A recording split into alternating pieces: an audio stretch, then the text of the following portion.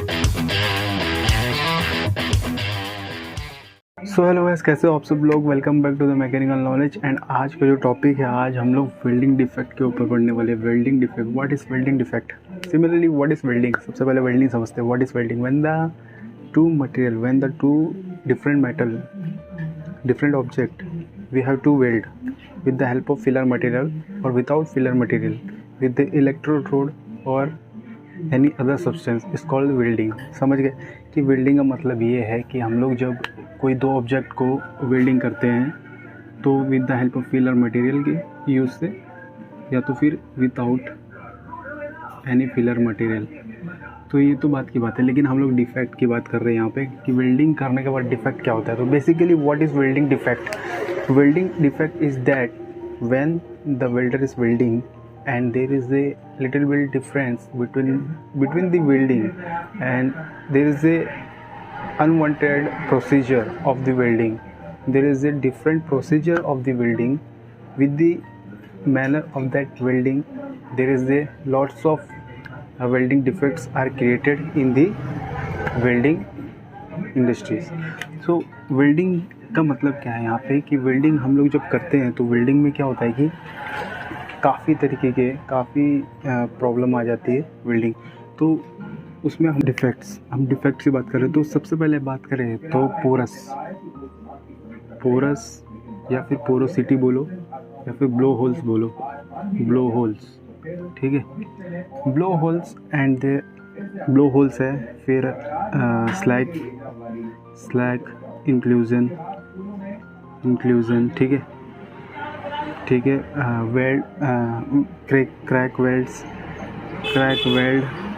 ठीक है। Hot crack, lack of fusion,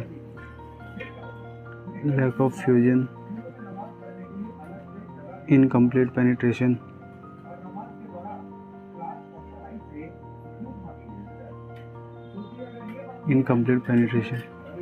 ठीक है। एंड सो मैनी डिफरेंट, बहुत सारे हैं। तो इनकम्प्लीट पेनिट्रेशन है, फिर यानी कि जो हमारा, ठीक है। तो समझ गए कि कितने सारे बहुत टाइप के हैं। तो अगर मैं बात करूँ यहाँ पे पोरस या ब्लो होल्स की, तो वेल्डिंग है, ठीक है। हमने एक वेल्डिंग किया, यहाँ पे इस तरीके का वेल्डिंग बीड्स बन गया, ठीक है। ये वेल्डिंग बीड बन गया तो क्या होगा, ब्लो होल्स या पोरस किस तरह होगा। तो यहाँ पे क्या होगा कि ब्लो होल्स, बीच में होल्स बन जाएंगे, क्रिएट हो जाएंगे वेल्डिंग के कारण। वेल्डिंग जब वेल्डिंग करता है जब वेल्डर, तो उसे ये नहीं पता होता है कि अंदर ब्लो होल्स हो रहे हैं। तो यही टेक्निक है कि वहाँ पे वेल्डर को इस तरीके से वेल्डिंग करना है कि वो ब्लो होल्स क्रिएट ना हो। उससे क्या होता है कि मटेरियल की स्ट्रेंथ कम होती है, उसकी मैकेनिकल प्रॉपर्टी चेंज हो जाती है, ठीक है। तो यहाँ पर उसकी स्ट्रेंथ, ओवरऑल जो उसकी स्ट्रेंथ होती है ना, वो कम होगी, ठीक है। यहाँ पे स्लैग इंक्लूजन की बात कर रहे हैं। यहाँ पे सेम यही तरह कि हम लोग अगर मटेरियल पे वेल्ड कर रहे हैं, ठीक है, मटेरियल पे वेल्डिंग वगैरह अगर हो रही है, तो अगर हम लोग सफाई नहीं रख रहे उसमें, क्लियर साफ नहीं रख रहे जगह को, तो स्लैग इंक्लूजन, कचरा बीच में आ जाएगा, कचरा आएगा, स्लैग इंक्लूजन होगा। तो कचरा आने के कारण क्या होगा कि यहाँ पे पूरा का पूरा जो वेल्डिंग होगा ना, वेल्डिंग डिफेक्ट क्रिएट हो रहा है यहाँ पे। क्योंकि कचरा आने के बाद क्या होगा कि वहाँ पे वेल्डिंग बराबर से नहीं होगी, तो फिर वहाँ पे भी कहीं ना कहीं स्ट्रेंथ की प्रॉब्लम आएगी। तो क्या है यहाँ पे कॉज, क्या है कि मटेरियल को क्लियर नहीं किया जाता है, जहाँ पे वेल्ड करना वहाँ साफ़ नहीं किया जाता पहले। तो इस वजह से यहाँ पे वेल्डिंग डिफेक्ट आना शुरू होता है। क्रैक वेल्ड, अभी ये भी अगर बात करें तो क्रैक वेल्ड क्या है, सिंपली डिस्टॉर्शन की बात करें, डिस्टॉर्शन भी एक तरीके का हमारा यही है, वेल्डिंग डिफेक्ट से।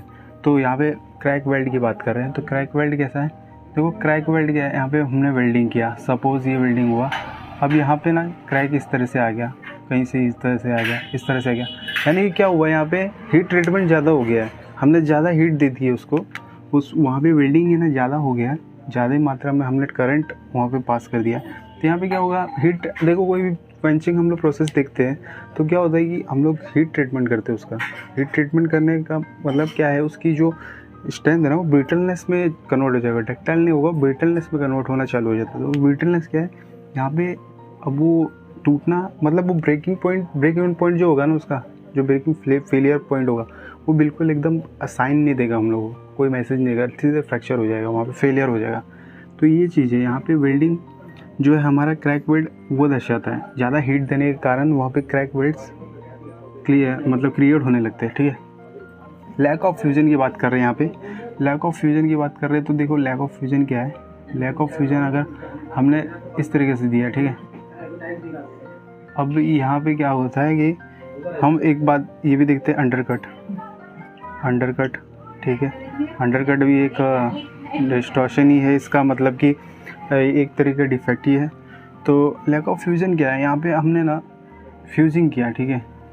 अब फ्यूजिंग करने के कारण क्या होता है कि कहीं ना ऐसा लैक ऑफ फ्यूजन, बराबर से फ्यूजिंग नहीं हो पाया, यहाँ पे थोड़ा छूट गया, या फिर यहाँ पे थोड़ा छूट गया, या फिर इधर छूट गया, कोई ना कोई एरिया छूट गया।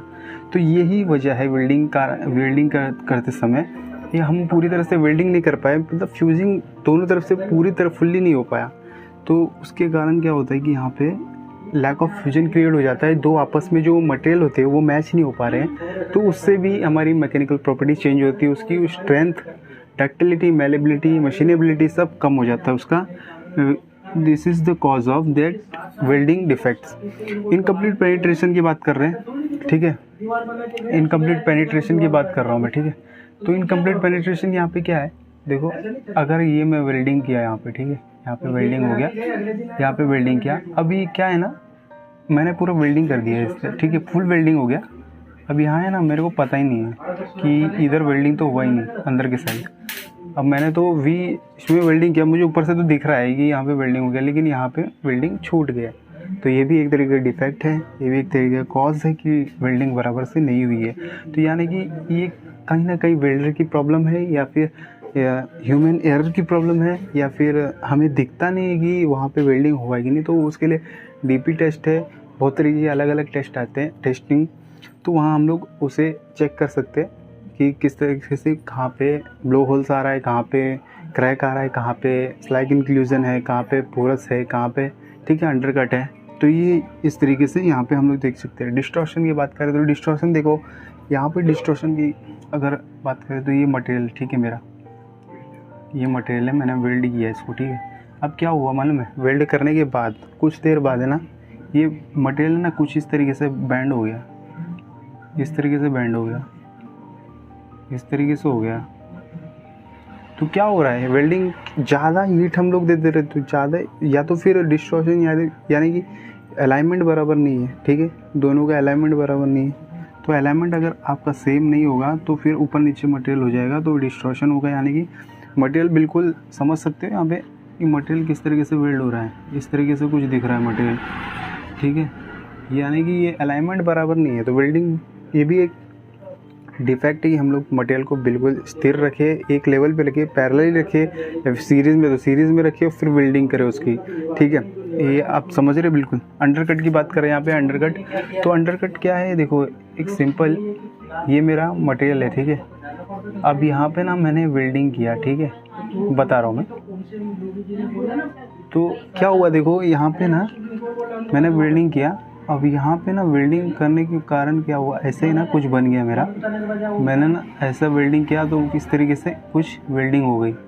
अब यहाँ पे ना जगह छूट गई, ये जगह छूट गई, ये जगह छूट गई। तो मटेरियल ब्रेक कहाँ से होगा, यही पॉइंट से ब्रेक होगा ना मटेरियल, क्योंकि यहाँ पे इसकी स्ट्रेंथ जो है, स्ट्रेंथ कम हो गई है, तो यहाँ इस पॉइंट पे कम, इस पॉइंट से फेलियर होगा।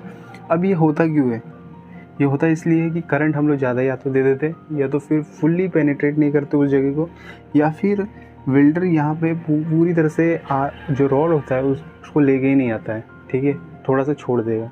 तो ये वजह है यहाँ पे कि इनकम्प्लीट पेनिट्रेशन हो या फिर अंडरकट हो। तो अंडरकट एक डिफेक्ट, बहुत बेकार डिफेक्ट भी है। और सारे डिफेक्ट की बात करो तो ये सब डिफेक्ट आने नहीं चाहिए मटेरियल में, क्योंकि इससे उसकी मैकेनिकल प्रॉपर्टी चेंज होती है, उसकी मशीनेबिलिटी चेंज होती है, उसकी स्ट्रेंथ कम हो जाती है मटेरियल की। ओवरऑल जो मटेरियल बेस मेटल होते हैं दोनों, वो दोनों बराबर से जॉइंट नहीं रहते हैं और कहीं भी फेलियर हो सकता है। तो फैब्रिकेशन में कहीं पे भी ये मायने रखता है कि यहाँ पे ये डिफेक्ट्स ना आए, क्योंकि ये डिफेक्ट्स बेकार है वेल्डिंग के लिए। ठीक है, तो ये था कि वेल्डिंग के क्या डिफेक्ट्स हैं, किस तरीके से वेल्डिंग हम लोग डिफेक्ट्स एज्यूम कर सकते हैं, क्या क्या डिफेक्ट्स होते हैं, कैसे कैसे डिफेक्ट्स को हम लोग देखते हैं। तो हॉट क्रैक की बात करें, यहाँ पे हॉट क्रैक भी है। हॉट क्रैक में अगर हम देखें तो हॉट क्रैक क्यों, अगर ज़्यादा हम लोग दे दिए, जैसे कि मैंने बताया कि ज़्यादा हम लोग अगर वेल्डिंग में हीट दे दिए उसको, तो हॉट क्रैक होगा। गर्म होने के कारण वो फटेगा वहाँ पे। क्यों, जब हम लोग अगर किसी भी चीज़ को हीट ट्रीटमेंट ज़्यादा दें, हीटिंग ज़्यादा दे, तो क्या होता है, उसकी वो गर्म होता है, वो मटेरियल गर्म होता है और उसकी जो क्रिस्टल अंदर की जो मॉलिक्यूल्स होते हैं बिल्कुल नज़दीक आने लगते हैं। तो रिक्रिस्टलाइजेशन फॉर्मेशन होना चालू हो जाता है, यानी कि नए मॉलिक्यूल्स आपस में मिलना शुरू हो जाता है, नज़दीक, समझ रहे हो ना, नज़दीक आने लगता है। तो उससे क्या होता है, उसकी स्ट्रेंथ तो बढ़ जाती है, लोगों ब्रिटलनेस में कन्वर्ट होना चालू हो जाता है। तो ब्रिटलनेस हुआ तो फेलियर होने का चांस है कि वो डायरेक्ट फेल होगा, कोई साइन, कोई सिग्नेचर वगैरह, अपना कोई भी मैसेज नहीं देने वाला है मटेरियल, क्योंकि वो डायरेक्टली फेल होगा। ब्रिटल जो होता है डायरेक्टली फ्रैक्चर पॉइंट में जाता है। ठीक है, अगर हम लोग स्ट्रेस कर्व डायग्राम देखें तो ब्रिटल में बताया गया। तो ये था कि किस तरीके से यहाँ पे हम लोग पूरा का पूरा वेल्डिंग डिफेक्ट्स कैसे एज्यूम कर सकते हैं, कैसे हम लोग देख सकते हैं। तो this is all about the welding technology, welding defects. So thank you so much for watching this video, keep like, share and subscribe. So thank you very much.